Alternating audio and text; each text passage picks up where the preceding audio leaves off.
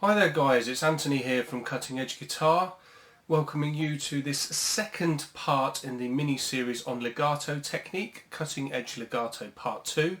What we're going to be doing in this lesson is expanding on last lesson's scalar fragments and cyclic patterns to take them through entire scale forms along the length of strings and across positions. Before we can get into looking at the examples, of which there are 12 examples in this lesson as well, the same as we did last time, what you will need is to know where the notes are of the scale before you can start learning these examples. I have included tabs on my post on my website, which there is links to in the descriptions. But before, even just looking at the tabs, it's sometimes quite hard just to be reading straight off the numbers and all that sort of thing. It's a lot easier if you actually just know where the scale notes and tones are. In the previous legato lesson, the free download included scale diagrams, so you may want to revise those. We're actually using the A natural minor scale for these examples. So if you already know A natural minor all over the fretboard, great. If you don't, have a look at those charts. They're free to download and they will help you massively with these 12 examples. Okay, let's get right into it. Okay guys, into the 12 examples we go. So we're going to start off this lesson the same way that we did with Cutting Edge Legato Part 1, with 16th note and then moving into quintuplets, sextuplets, septuplet, rhythmic examples. The first thing that we're going to look at is playing scalar lines which operate up and down the length of a string. This is what I call linear playing. Okay, linear playing is very, very important. It's something that all the best guitar players in the world do. Many guitar players get stuck playing up and down positions or get boxed in. That's a term that I hear all the time. I feel boxed into these minor pentatonic or caged areas or 3-note per string areas.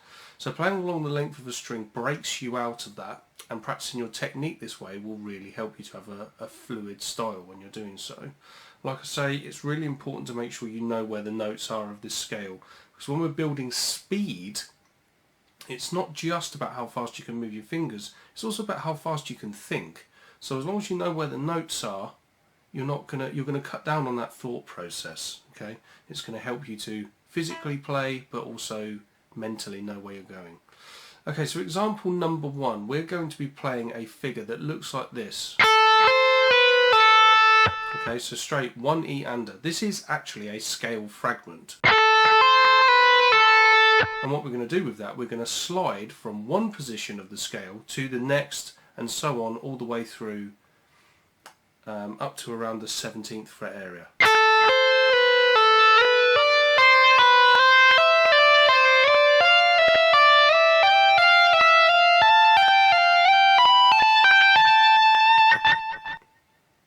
Now on the tabs that you'll see that go along with this, you'll see all of the fingerings and you'll see a backslash between different positions. That's showing you that you need to execute that with a slide. So this isn't just hammer-ons and pulls, this is a slide between positions.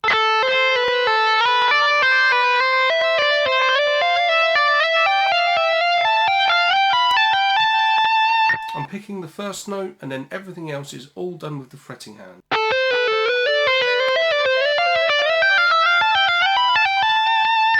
On the accompanying audio files that come with the download, you'll be able to hear me demonstrate this example slowly to a metronome and you'll hear that strict 16th note pulse. I'll also demonstrate it fast. One another thing that you can do with these sorts of ideas when you're soloing is aim to not be completely stuck with the rhythm. So obviously up to tempo with 16th notes it would come out. But also what you can do is you can aim to just play it as fast as you like, so you'd end up with.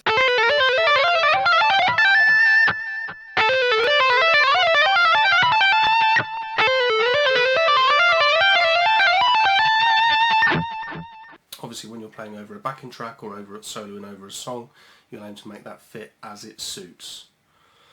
Okay, example number 2, what we're going to do now is a similar kind of thing but with quintuplets. So the scale fragment we're doing is. There's your 5 notes. And again, what we'll be doing is sliding that up into different positions of that C major scale, A natural minor scale, should I say even.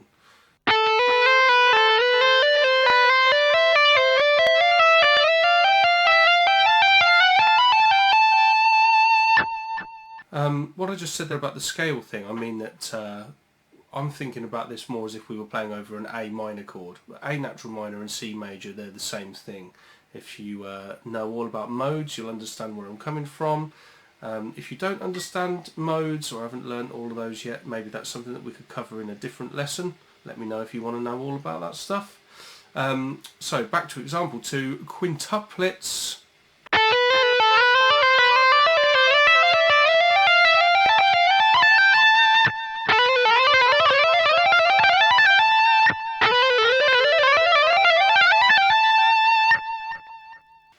Okay, example number 3. This one is a sextuplet exercise, 6 notes per beat.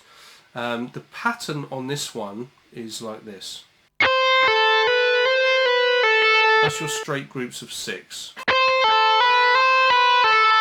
And of course what we're going to do is we're going to take that pattern all the way up through the scale along the string. What you'll find with this one is that the transitions between positions, they start on the 4th finger. So to get that legato fluidity, what I'm going to do is I'm actually going to slide in from notes above.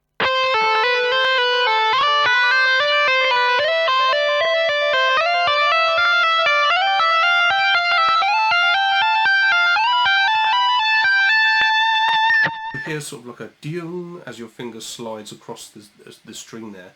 That actually helps with the really fluid sound. Up to tempo it sounds really fluid.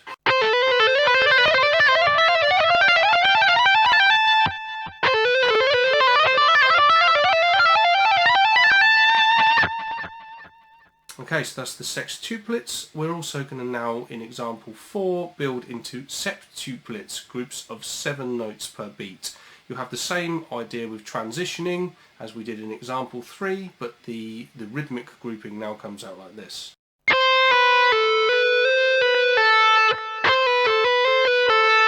Very much like we did in Cutting Edge Legato Part 1, sometimes practicing the scale fragments that these exercises are built on can be really, really useful. So if you want to go back and practice things like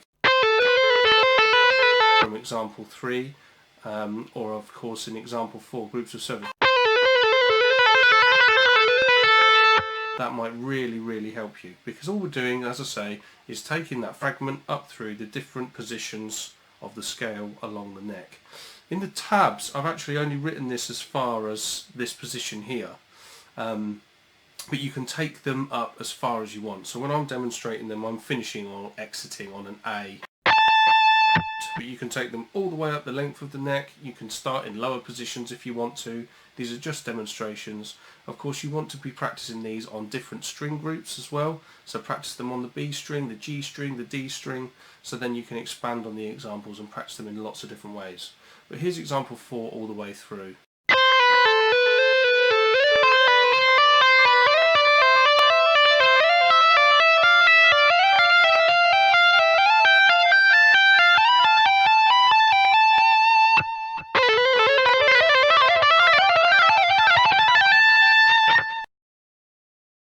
Okay, example number 5, what we're going to be doing in this one, we're looking at playing across groups of 2 strings. We're going back to 16th note feel here, but what we're going to do is play a line that's based on the D and the G strings. So when you're playing these linear scalar concepts, you don't have to do them just on one string, you can combine different strings.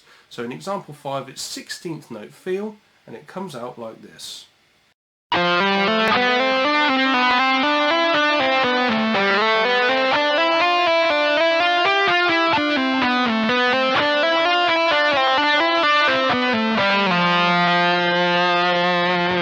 Again, I'm aiming to keep my pick strokes as light as possible. This is all stuff that we talked about in Cutting Edge Legato Part 1.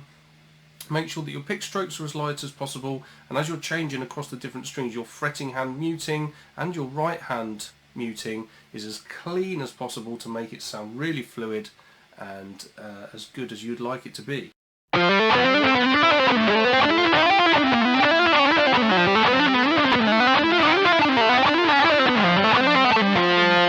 I'll do that slowly again for you guys so you can see the exact fingering I'm using.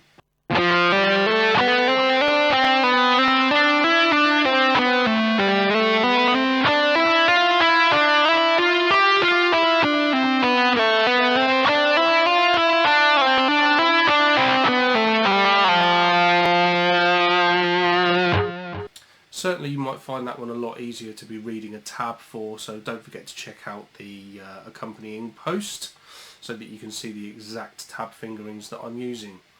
Okay, example number 6. This one is a quintuplet, groups of 5 idea. Again, it's being played over 2 strings, so on the high E and the B. What we're going to be doing here is looking at almost like one of the scale fragments that we did in lesson 1, where you're basically rolling around an entire position. What we're going to do is we're going to roll around one position and then slide it up. So it comes out like this.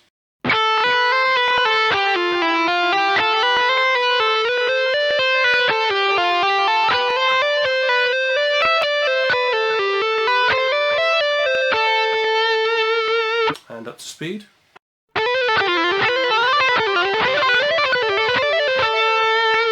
One more time.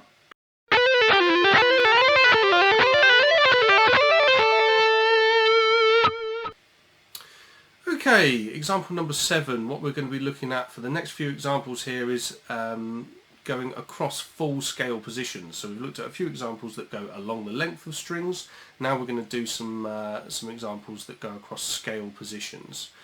Something that I see quite often is when you'll get triplet ideas which go all the way through 3 notes per string scale forms and then come back down the next one.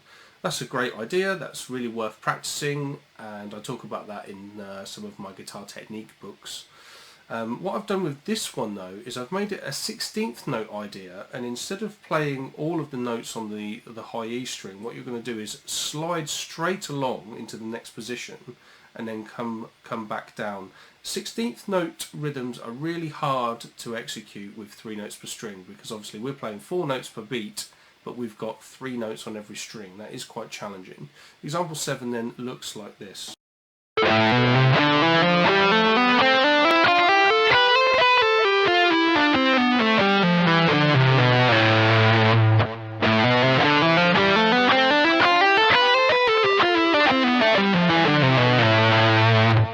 Really difficult to try and keep that 16th note pulse going when you don't have a metronome to play along to. So that's why on the accompanying audio downloads of this, I've actually played them along to the metronome so you can hear exactly where that strong beat is.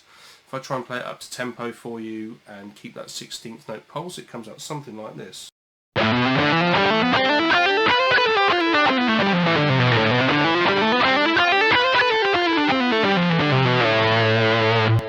The tendency with that one is that you want to expand it into triplets. Try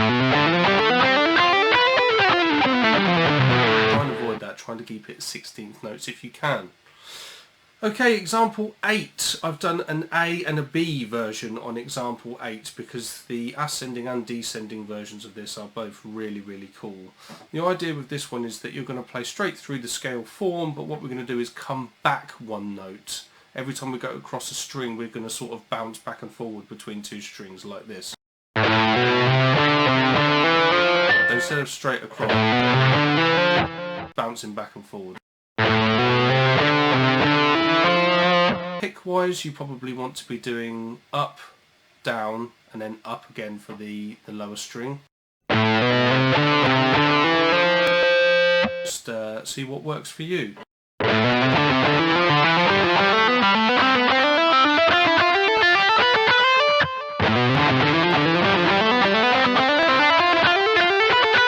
And 8B does the descending version of this.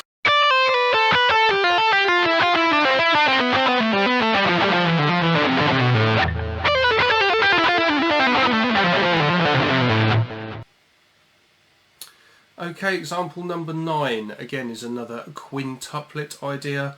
What we're doing on this one is taking one of the full rolling examples that we used in Cutting Edge Legato Part 1, and instead of playing it in a static position, we're going to play it all the way through a scale form. Now I've actually moved this one down to what would be classed as position 7 of A natural minor. Again, study the chord charts if you need to. The chord charts, I mean the scale diagrams, the scale charts. Study the fingerings on those if you need to get those under your fingers. If you're okay with just the tab, here's how it goes.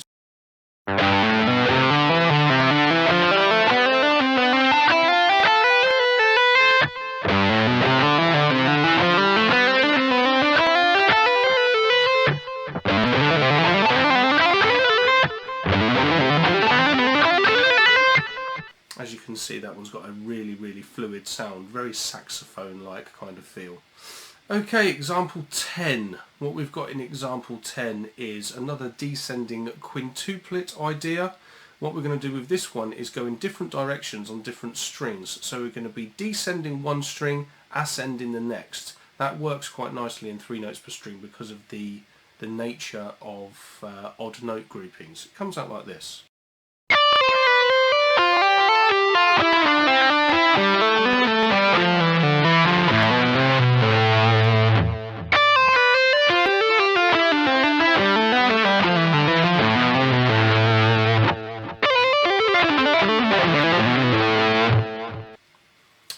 Okay, example 11. On this one I've done an A and a B version as well, just so we can look at ascending and descending versions. These are sextuplet ideas, groups of 6. Example 11A looks like this.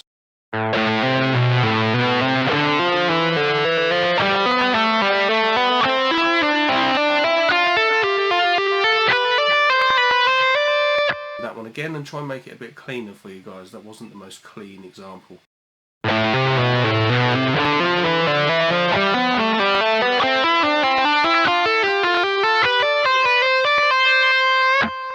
So that's why even advanced players need to be practicing these examples at slow speeds, because when you're working at slow speeds your technique is completely exposed. So as I found there in my own technique, that there was a little bit of noise and some horrible things ringing that I didn't want them to ring. The next time, as I focused more on my fretting hand placement, I made it much cleaner.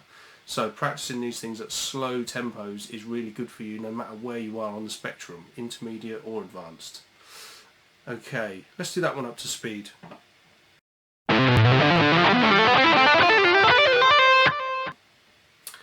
And example 11B, the descending version of this comes out like so.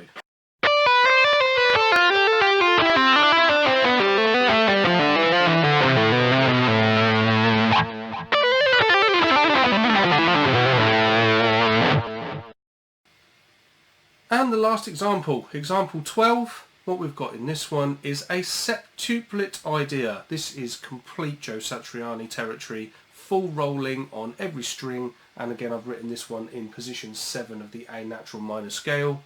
It comes out like this.